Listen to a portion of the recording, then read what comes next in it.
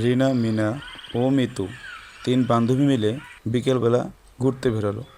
হঠাৎ তারা দেখতে পেল গাছের ডালে ভয়ঙ্কর এক শাকচুন্নি বসা। তারা সবাই খুব ভয় পেল এবং যে যার মতো বাড়ি চলে গেল। রিনা তার ছোট বোন ও তার মাকে বলল সেই শাকচুন্নির কথা। এ কথা শুনে তারাও খুব ভয় পেয়ে গেল। সমস্ত গ্রামে ঘটনাটা জানাজানি হয়ে গেল এবং তারা এটা নিয়ে আলোচনা শুরু করলো।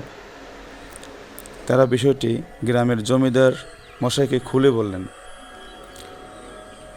সব শুনে জমিদার খুব চিন্তায় পড়ে গেলেন। অন্যদিকে সন্ধ্যা হলেই সেই শাকচুন্নিটা গ্রামে গ্রামে ঘুরে বেড়াতো এবং মানুষকে ভয় দেখাতো। তাদের মধ্য থেকে দুজন গ্রামবাসী তান্ত্রিক ডাকার জন্য রওনা হলেন।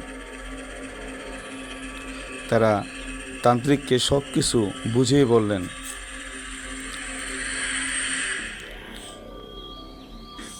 তান্ত্রিক সব শুনে তাদের সাথে গ্রামে যেতে রাজি হলেন এবং গ্রামে থেকে হাঁটা শুরু করলেন।